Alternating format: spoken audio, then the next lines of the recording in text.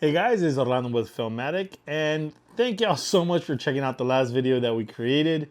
Man, was that a fun one. We got a lot of cool people to come out to bring us back through that memory lane of old school RED cameras that date back almost, I think, 15 to 17 years.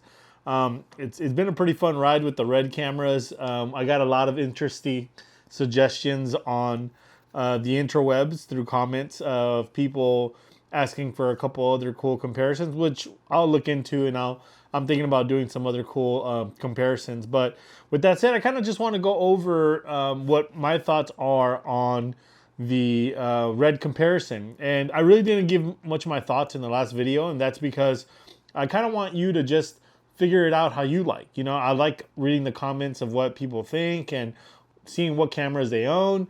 And overall, it kind of helps me even gather my thoughts of like what is the industry doing, and who is like what people in what sector are using what kind of camera. So with that said, if you jump to 11:45 of the previous video, you'll start seeing the content that all the comparisons that we did, and I'm pretty much going to watch them here in unison and kind of explain a little bit of what I'm thinking of them myself. So let's go through them, and just like if you want to tag along and write on any of these sections, please do. I'd love to just hear your thoughts about the cameras and those things as well. So starting it at 11:45 now.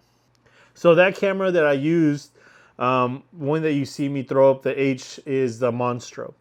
So we jump into the RED One MX, and I am honestly I'm floored that that camera still looks good. Yeah, I mean, I am the RED One MX looks good. It looks great. I mean, if you look at the old original RED One footage, it was very grainy. But once they got a sensor that got to the 800 ISO, like you could just light it and you'll make sure that it looks like pretty good. And to me, it was just very nostalgic to see that footage. But to see that you can, properly light it, I mean, we could have definitely made it a little bit brighter. We could have added a little bit more.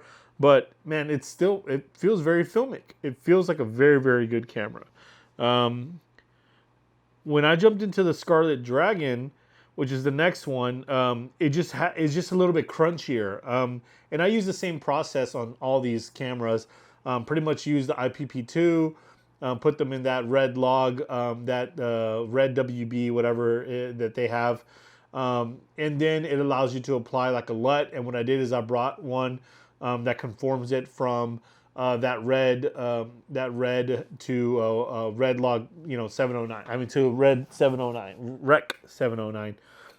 And so I just did that with every single one of them, and I'm surprised. The original look of the Red Scarlet looks so green.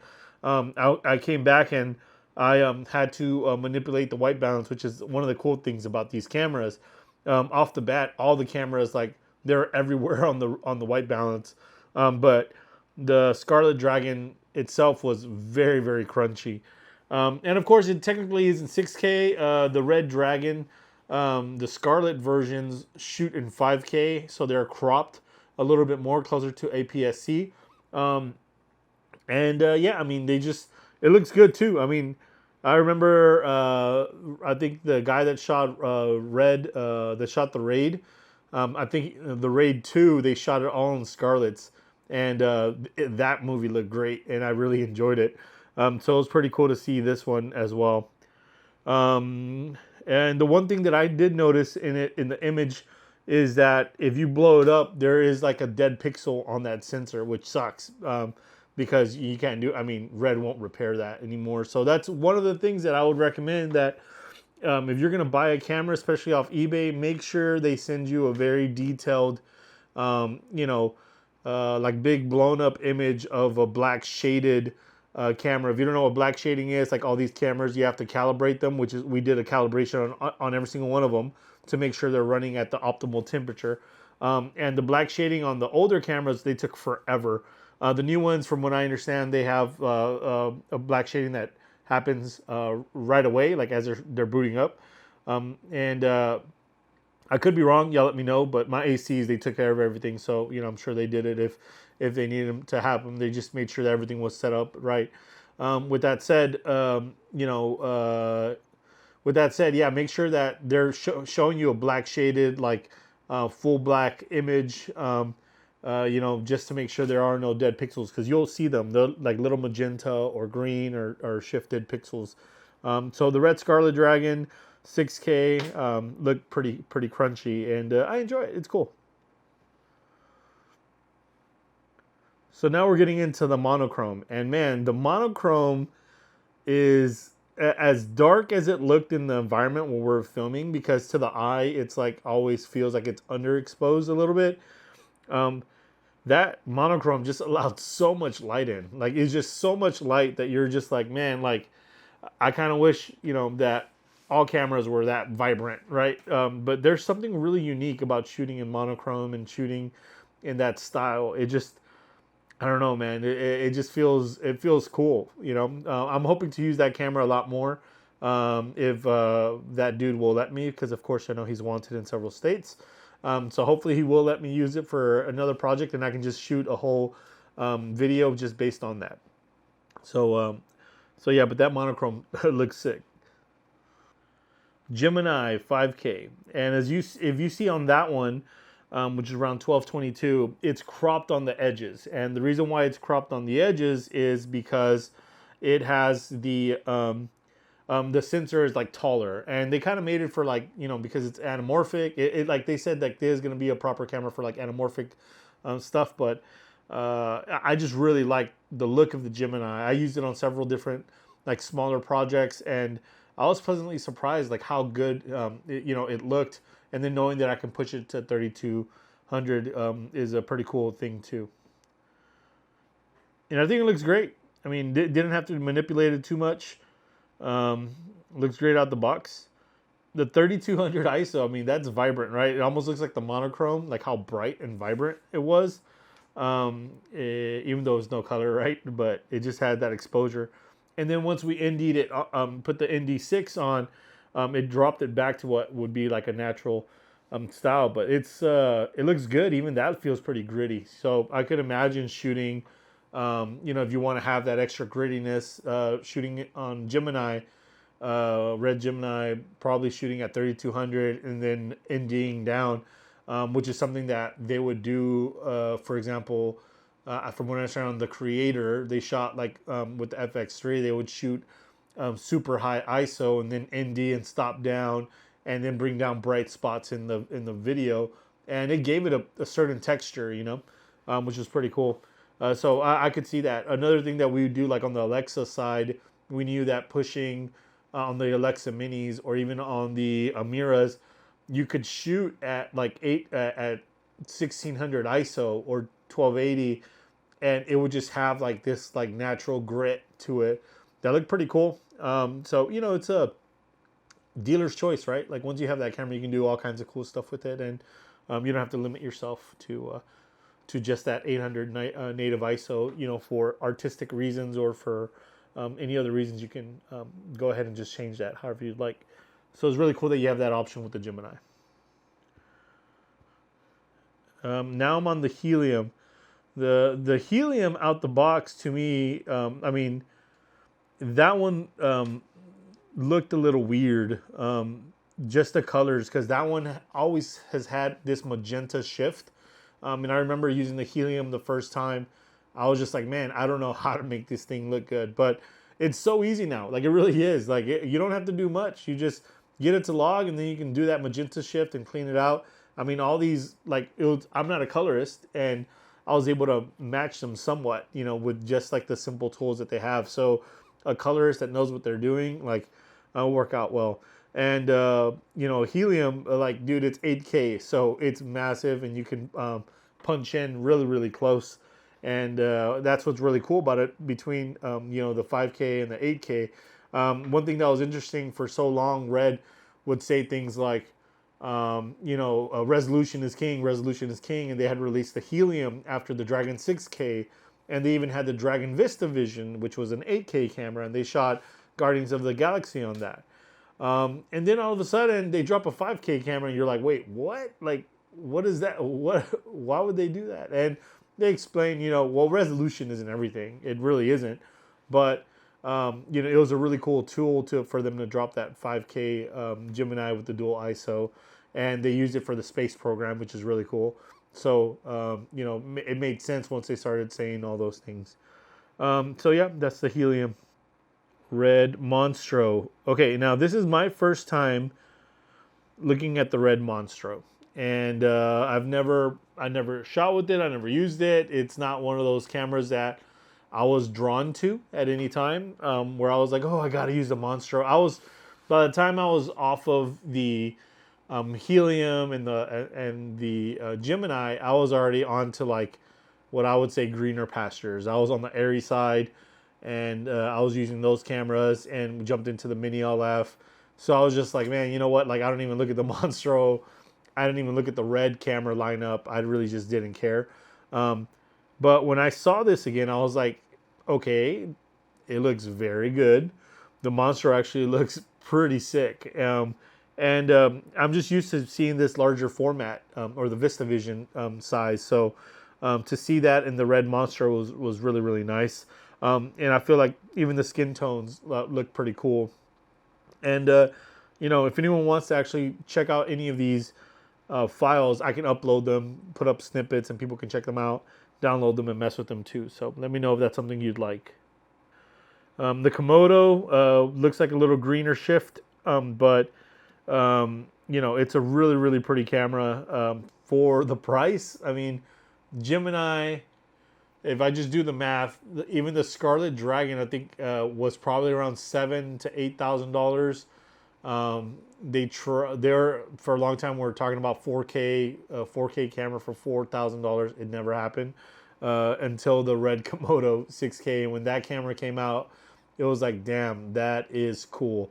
And that originally was I think it was $6,000, dropped to $5,000. Now it's $3,000, and that actually kind of spawned off this whole question, like, is it worth spending $3,000 currently on a Komodo OG, or you can go backwards and you can find a Monstro for maybe $3,000 or $4,000, or you can even find a you can find a Monstro, or you can find a Scarlet for like $2,000 or $2,500. So it's a good question. Maybe when we go into the dual comparisons, I'll put the pricing compared to each one, and then that can probably help you make some decisions too. And now we're going to go into the Komodo-X, which to me was the one that closest matched the Monstro, to be very, very honest. It looks great, super vibrant, even at that 800 ISO. It just looked good. And the V-Raptor, of course, it looks great. If you put it into comparison to the Monstro, I mean, they look pretty similar. And the Monstro is like $7,000 or $8,000. So RED One versus V-Raptor, that is a $1,500 camera versus I think $30,000. RED Scarlet Dragon, that is now what is that? Like $2,500 camera versus $30,000 camera. Monochrome, same thing. That one I don't know if you can find that one that cheap because it's a monochrome. It's a specialty, but I'm guess probably $10,000. The Gemini right now, same thing. You can find them for like $4,000 or $5,000 full kit versus the Raptor. They look similar, The Gemini, of course, it has a dual ISO, which 5K, like, how many of you are even watching this in 4K, Let me know about that. Are y'all watching the videos in 4K? And let's see, we have here the Helium. Okay. And the Helium right now, same thing. It's around $4,000 to $5,000. If I find an eBay listing, I'll post them up too. And the Monstro, which same thing, $6,000, $7,000. I've seen some full kits for like $8,000 versus $20,000 or $30,000. Do you see that big of a difference? How about the Komodo OG, $3,000 versus $30,000? or even the Komodo-X versus the V-Raptor. And so for the rest of the video, what I'm going to do is I'm just going to put up the comparison of the rest of them. So I'll go ahead and just start. I'll make every single camera like monochrome, so it's versus the monochrome. I'll go ahead and do it against the Komodo, you know. So the rest of the video here will all be comparison. So if you make it this far and you'd like to you know, subscribe and like the channel, I really, really appreciate it. I want to do a lot more of these. And little by little, man, we're growing the channel. Also, thank y'all for adding me on Instagram. That's where I'm doing a lot more of the funny stuff because, you know, I do feel like we're super... We're in a very luxurious business where we get to just talk gear, talk cool stuff, and get to make things happen. So super appreciative of that. If you want to check out anything else or have any other ideas for comparisons, let me know. I'd love to put that together and hopefully knock something out. Once again, I'm dropping a video every week, so I'll be seeing y'all pretty soon. We'll see y'all next week. Take care.